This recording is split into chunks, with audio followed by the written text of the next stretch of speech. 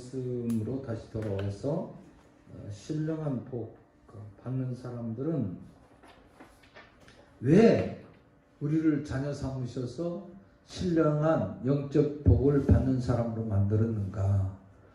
뭔가 모든 것은 우연이 아니고 하나님의 섭리가 있고 하나님의 역사가 있고 그 목적이 있다는 목적. 여러분들도 뭘 하면 목적이라는 거가 있잖아요. 그렇죠? 다 목적. 그러니까 하나님께서 우리를 신령한 복을 주신 목적이 있다는 거죠. 목적. 그거가 오늘 6절 말씀인데 지난 시간에 일부분을 좀 했어요. 이 부분에 대해서. 그러니까 하나님은 성도들을 그의 사랑하는 자들로 만드셨는데 사랑하는 자. 여러분들과 저를 누구로 만들라고? 사랑하는 자로. 하나님의 사랑. 그래서 신약 성경, 구약 성경에도 보면 하나님이 인애하자라는 얘기를 해요. 인애. 이스라엘 백성들 사랑하자는 거예요. 하나님의 사랑하자. 그러니까 성경을 볼 때 그 사랑의 표현들이 대부분 다 뭐냐면 호세아 선지자가 사랑하는 고멜과 사랑의 관계의 모습 보면 정말 말도 안 되는 사랑이잖아요. 그렇죠? 바로 저와 여러분들을 하나님이 사랑하는 게 그렇게 사랑하시는 거예요. 말도 안 되는 사랑. 사랑할 가치가 있어서 사랑하는 게 아니에요. 우리가 뭐 쓸만해서 사랑하는 게 아니에요. 가끔 이제 제가 설교도 이렇게 들어보고 그러면 우리가 쓸만한 사람, 뭐 그렇게 얘기합니다. 쓸만한 사람이 되고 뭔가 가치가 있어서가 아니에요. 죽었던 존재라니까요. 바울이 한마디로 얘기하면 죽었던 존재. 죄와 허물로 말미암아 죽었던 가치 없는 존재예요. 죽은 게 무슨 가치가 있어요? 없잖아요. 그런 가치 없는 존재이지만 하나님은 사랑하겠다. 뭐가? 왜? 이처럼 사랑하시 독생자를 주까지 사랑하는 거예요. 그러니까 이 세상에 그 어떤 방법으로도 표현하기가 힘들어요. 이것을 문학적인 표현으로 성경 기자들을 통해서 하나님이 직접 간섭하시고 역사하셔서 기록한 성경들도 우리들이 이해 못하잖아요. 그런 부분들에 대해서 하나님의 사랑을 고멜같이 그렇게 나가고 또 아이들도 여기저기서 낳고 그런 여인 말도 안 되잖아요. 하나님은 사랑이야. 그것도 할렐루야. 그러니까 그런 가치 없는 존재, 우리는 죄와 허물로 말미암아 죽었던 존재. 의인을 그래서 부르러 온 게 아니라 주님께서는 죄인을 부르러 왔어요. 할렐루야. 우리가 뭘 할 거라고 생각하지 마. 하나님이 내가 살고 이렇게 예수 알고 이렇게 교회 나올 수 있는 것만도 그냥 감사하고 우리가 살아야 되는 거예요. 할렐루야. 우리는 구원 받았기 때문에 당연히 이런 삶이 돼야 되는 거죠. 사랑하는 자로 만드셨다는 것을 여러분들이 잊어서는 안 돼요. 그래서 때가 차서 하나님께서 보내셨다. 결론적으로 지난 시간에 칼빈이 얘기한 이 얘기를 했죠. 하나님의 아들이 사람의 아들이 된 것은 기억하세요? 기억하시죠? 완나 전사님 기억하나요? 외워라고 할까봐 겁나요? 아니에요. 그렇게는 안 해요. 하나님의 아들이 사람의 아들 됐잖아요. 하나님의 아들이 이처럼 사랑하는 독생자 아들, 하나님의 아들이 오셨어요. 인간의 모습으로, 사람의 아들로. 그쵸? 아니 요셉의 아들로 왔잖아요. 마리아의 아들로 왔잖아요. 사람의 아들로 왔단 말이에요. 이렇게 하나님, 신이신 그 하나님 자체가 내려왔다고요. 뭘 위해서? 그 죄인들을 구원하기 위해서. 한 가지예요. 여러분 한 사람 한 사람을 구원하기 위해서 하나님의 보좌를 버리시고 종의 형체로 사람의 모습으로 죄인의 모습으로 내려오는 거예요. 죄 있는 분이 아니라 죄 없으신 분이지만 죄 있는 사람의 모습으로 내려와서 죄 없는 모습으로 우리의 죄를 대신 담당해 주신 거예요. 할렐루야. 할렐루야. 그래서 이 사람의 아들 된 것은 사람의 아들들로 하여금 우리 사람들의 아들, 죄인의 아들, 처음부터 아담 이후에 우리는 후손이기 때문에 아담의 범죄를 원죄를 가지고 있고 우리가 생활하면서 그렇기 때문에 그 죄성이 늘 남아 있어서 죄를 짓고 그래서 자범죄를 짓고 살아요. 그런 우리예요. 그런데 죄 없으신 분이 우리에게 사람의 아들들로 하여금 어떻게 하려고? 하나님의 아들 되게. 이거예요. 이거가 하나님 기뻐하시는 거예요. 할렐루야. 이게 우리가 우리 요즘에 사무엘상에도 보지만 10장에도 보면 왜 우리를 너희들을 택하다. 죄인이고 부족하고 안 되지만 하나님이 사랑하셔서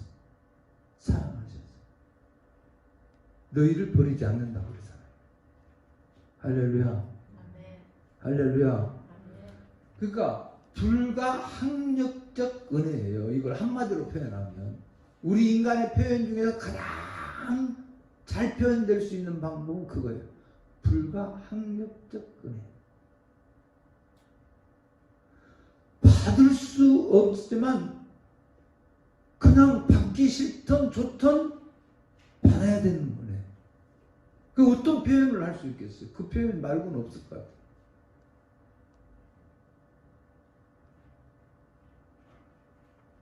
그러니까 하나님의 아들이 사람의 아들 된 것은 사람의 아들들로 하여금 하나님이 아들들이 되게 하기 위해서다라고 얘기했어요.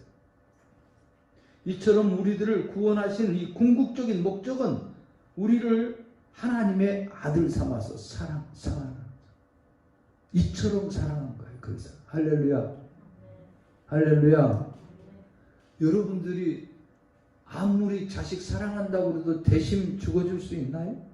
여러분들이 부모님을 위해서 대신 죽어줄 수 있나요? 아무리 남편이 뭐 좋고 사랑하고 같이 살아왔는데 남편 위해서 대신 죽어줄 수 있나요? 아파줄 수도 없어요. 아파주는 것까지도 못하는.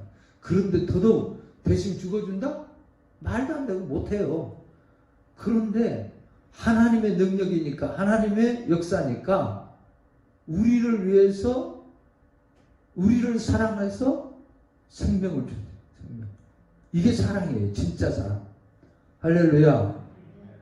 뭐 기대하지 마세요. 사랑은 기대하지 않는 게 사랑이에요. 할렐루야. 바울 사도는 생명 걸고 가서 했는데 결과적으로 나중에 이 세상에서 보상이 온 게 없잖아요. 뭐야? 순교당한 것밖에 없어요. 순교. 이 세상에 어떤 보상으로 기다리지 마세요. 여러분들 꼭 반드시 보상을 받아야 된다. 뭘 어떻게 했으니까 뭔가 오겠지. 이런 생각 갖지 마세요. 그건 신앙이 아니에요. 사실. 영원한 세계를 바라보는 사람이 되면 이 세상께 그렇게 보인다니까. 분토처럼.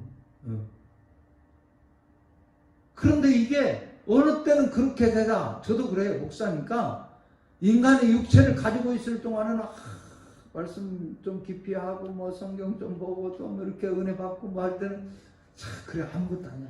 다 물질이고 이거 다 있으면 뭐 하고 없으면 뭐 하나.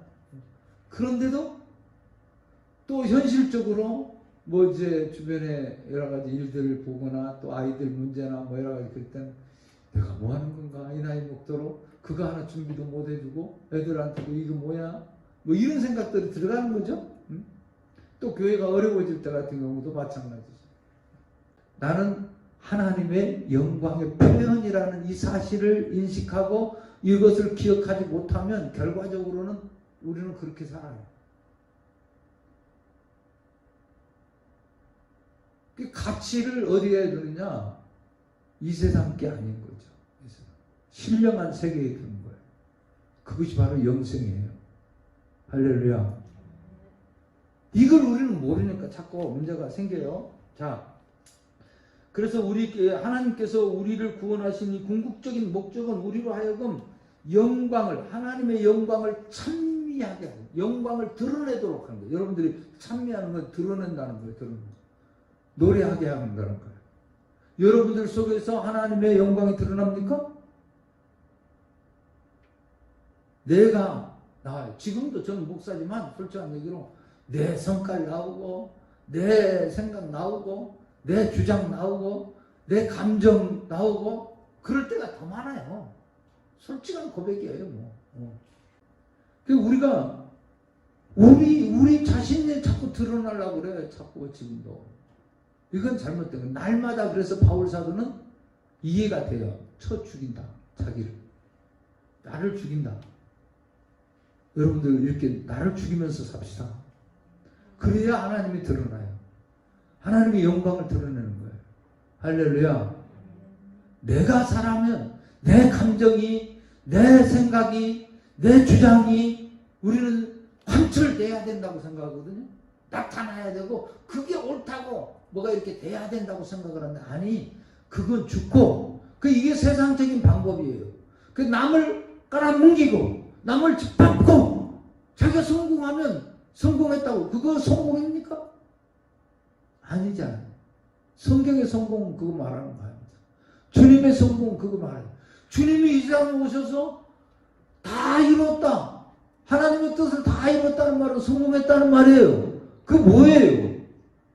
십자가에 죽으셔서 제물돼서 우리를 구원하신 그 길을 만들었기 때문에 하나님의 그 뜻을 이뤘다는 거 아니에요. 우리들도 그런 모습으로 여러분들이 희생되어져서 드러나야 되는 거예요. 주님이 영광을 받으셔야 되는 거예요. 할렐루야. 할렐루야. 근데 우리는 이게 안 돼요. 항상 양다리고 사람들 보는 눈, 이목을 늘 생각. 이목 생각. 다 이렇게 사는데 여기 꼭 똑같이 행동하려고도 그런 의식이 조금 들죠. 권사, 직자, 이 직분, 장로, 목사 직분이 중요한 게 아니라요. 예수님이 의식하면 되는 거예요. 이게 더 앞서야 되는 거예요. 사람 의식하지 말고. 할렐루야. 자, 그러면 영광, 은혜의 영광을 찬미하기는 그러면 우리가 구원이 왜 하나님의 영광의 표현인가? 영광의 표현이라고 제가 얘기를 했으니까 그 성경은 하나님의 아들이 이 땅에 위에 오신 것을 성경에 보면 영광과 찬미의 사건으로 다루고 있어요. 찬미의 사건. 누가복음 2장 14절 다 같이 시작. 지극히 높은 곳에서는 하나님께 영광이요 땅에서는 기뻐하심을 입은 자들의 평화로다. 그 그리스도의 그 강림은요, 이 땅에 오심은 우리를 구원하기 위해서. 또 예수님의 순환도 마찬가지죠. 그래서 우리가 어제 교리라고 그래요. 예수 그리스도에 대한 동정녀 탄생, 십자가의 죽으심, 부활하심, 승천하심, 다시 오심. 누구를 위해서요? 궁극적으로 다시 오시는 것도 누구를 위해서 오는 거예요? 저와 여러분들을 하나님의 영원한 세계, 할렐루야, 하나님의 자녀의 권세를 가지고 살도록 하기 위해서 오시는 거라니까요. 이거가 안 되니까 자꾸 이거가 안 믿어지고 이거가 좀 이해가 잘 안 되니까 우리 신앙이 자꾸 흔들리고 요동치고 그러는 거예요. 내세관이 없으면 이렇게 되는 거예요. 그러니까 우리가 그러니까 오늘 우리가 그 신앙적인 측면에 이렇게 되어지는 거가 뭐냐면 여러분들 그리스도의 부활이 이렇게 구원이 이루어지는 거죠. 그러니까 구속의 성취를 위해서는 그리스도의 사건이 하나님의 영광의 표현이기 때문에 우리들의 구원 역시 하나님의 영광의 표현이에요. 그러니까 구속 사역이 예수님이 이 땅에 오셔서 구속을 완성하시기까지 이렇게 하시는 것은 그 영광을 받으시는 거예요. 그 자체가. 할렐루야. 하나님께 영광이 된다니까요. 예수님 이 땅에 오신 게 하나님께 영광이요. 땅에는 평화되잖아요. 할렐루야. 그러니까 우리들도 구원의 대상이고 구원받은 사람들이라면 하나님의 영광의 표현이 우리 자체가. 할렐루야. 그래서 성도들은요, 하나님의 지혜의 표현. 저와 여러분들이 이런 모습을 가져야 돼요. 자, 성경 고린도전서 1장 20절부터 25절까지 지혜 있는 자가 어디 있느냐, 선비가 어디 있느냐, 이 세대의 변론가가 어디 있느냐, 하나님께서 이 세상의 지혜를 미련하게 하신 것이 아니냐, 하나님의 지혜에 있어서는 이 세상의 자기 지혜로 하나님을 알지 못함으로 하나님께서도 전도에 미련한 것으로 믿는 자들을 구원하시기를 기뻐하셨도다. 유대인은 표적을 구하고 헬라인은 지혜를 찾으나 우리의 십자가에 못 박힌 그리스도를 전하는 유대인들에게는 꺼리는 것이요 이방인에게는 미련한 것이로되 오직 주의 부르심을 받은 자들에게는 유대인 헬라이나 그리스도는 하나님의 능력이요 하나님의 지혜니라. 하나님이 어리석음은 사람보다 지혜롭고 하나님의 약하심이 사람보다 강하니라. 아멘. 우리의 이제 30절, 31절에 보면 이렇게 나와요. 기록된 바 자랑하는 자는 주 안에서 자랑하라 함과 같게 하려 합니다. 오늘 그리스도 안에서 우리가 사는 거예요. 이 세상은 다 아무것도 아니에요. 세상 사람들이 이렇게 산다는 변론가 선비들 쭉 얘기하면서 하나님의 지혜가 이 세상에 아무리 큰 지혜라 할지라도 미련하게 세상이 지혜를 미련하게 하신 것이 아니냐. 하나님이 우리 아무리 똑똑하고 아무리 지혜롭고 뭐 그런 사람도 하나님의 미련한 것보다도 못하대요. 이해가 안 되죠, 이것도. 똑똑한 사람은 똑똑하고 근데 하나님의, 우리가 하나님 믿으니까 우리가 그런 믿음이 없어서 그렇지, 우리를 하나님이 사용하시면 그렇게 드러나게 될 줄로 믿습니다. 오늘 우리는 한번 좀 생각해보니까 아무리 우리가 지혜롭고 똑똑해도 하나님의 미련한 것보다도 못한데, 하나님 앞에 철저하게 좀 사용돼야지. 오래 살고 그게 문제가 아니죠. 잘 살고 그게 문제가 아니지. 이 세계를 분명하게 알게 되면 오늘도 기쁘게 가는 거예요. 믿습니까? 이 신앙이 있으면. 근데 우리는 아니잖아. 이게 자식이 좀 커요. 이것도 내가 걱정하는 거지. 하나님께 맡기는 신앙 아니잖아. 여호와의 계획이라고 생각하지 우리 아이들? 그럼 하나님이 책임져 주실 거예요. 믿으세요 좀. 할렐루야. 내가 뭘 해줘야 된다고 생각하지 마세요. 이 땅에 보내신 이도 하나님이라면 하나님이 책임져 주세요. 할렐루야. 우리의 자랑은, 자랑하는 자는 주 안에서 자랑하라고 얘기했어요. 자, 그러면 오늘 우리가 이제 죄의 싹은 뭐냐 그러면 사망이죠. 로마서 6장 23절. 로마서 6장 23절. 죄의 싹은 사망이요 하나님의 은사는 그리스도 예수 우리 주 안에서 영생입니다. 아멘. 아멘. 이 죽음은 죄의 싹이에요. 그런데 오늘 그것으로 끝난 것이 아니라 하나님의 이런 신비한 능력으로 하나님께서 우리를 사망이지만 하나님의 은사는 그리스도 예수 안에서 우리에게 우리 앞에 주시는 영생이 뭡니까? 요한복음 17장 3절 말씀. 영생은 곧 유일하신 참 하나님과 그의 보내신 예수 그리스도를 아는 것이다. 오늘 저와 여러분들이요 이 말씀에 좀 깊이 있게 좀 생각을 해봐야 되는데 영생 뭐냐? 성도의 구원은 하나님의 영광의 표현이라고 그랬죠. 하나님의 지혜의 표현이에요. 하나님의 사랑의 표현이에요. 이게 할렐루야. 사랑의 표현. 구원받은 자로서 구원하신 자의 은혜의 영광을 그래서 우리의 입술로 찬양하면서 고백하면서 살아가는 거예요. 할렐루야.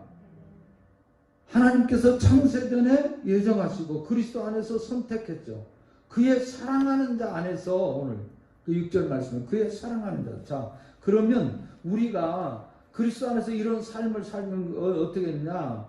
오늘 이 말씀에 대해서 그 요한복음 17장 3절 말씀을 해석하면서 독일의 어느 학자가 얘기한 건 이렇게 얘기했어요.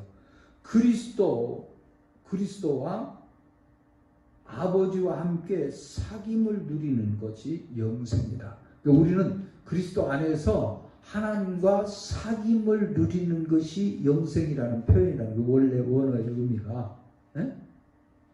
그 우리가 지금 여러분들이 교회 신앙생활을 그래서 이렇게 신앙생활을 하면서 봉사생활을 하면서 예배생활을 하면서 하나님과 교제가 이루어지고 그리스도 안에서 자꾸 이루어지면서 우리가 어떻게 되냐면 성화되어 간다는 거예요. 성화.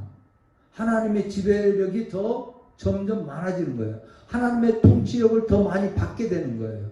근데 봉사도 안 하고 예배도 참석 안 하고 점점 멀고 그러면 뭐가 지배하고 세상 공중 권세를 마귀가 잡고 있는데 그 환경 여건에 따라가다 보니까 점진적으로 우리는 자연스럽게 마귀와 교제를 하게 되고 마귀와 짝하게 되고 마귀를 따라가게 우리도 모르는 사이에 그렇게 마귀가 교묘하게 우리를 끌고 가는 거예요.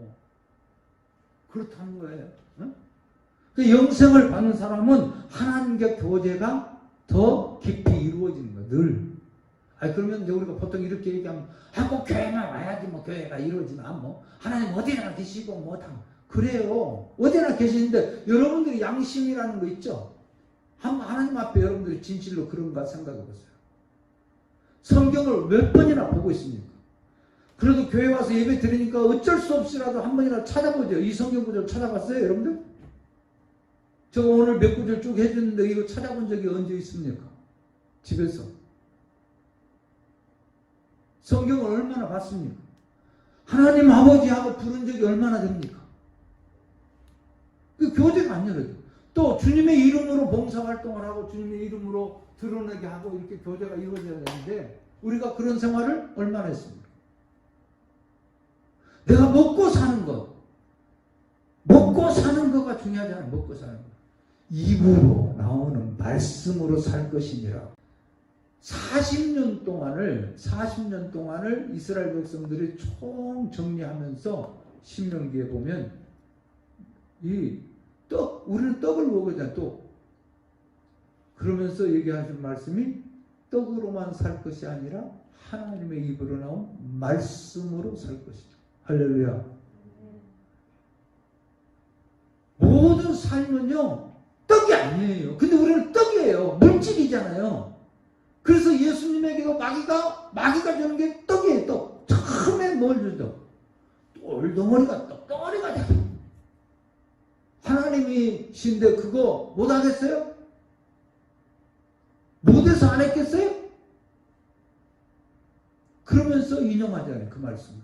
떡으로만 살 것이 아니라 하나님의 입으로 나온 말씀으로. 할렐루야. 할렐루야. 여러분들 신앙의 승리자로 살기를 원하십니까?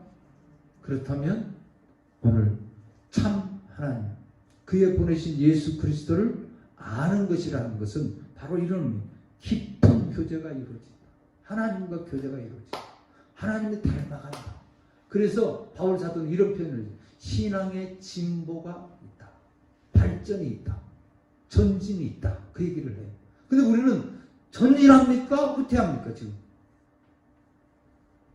여러분들 그냥 간단하게 생각해보면 기도 시간이 뭐 여러분들 저는 몰라요. 여러분들 가정에서 하든 어디서 하든 뭐 하든지 기도 시간에 옛날에 한 시간 했다면 여러분 진보라면 하나님과 교제하는 시간이 좀 많아져야겠죠?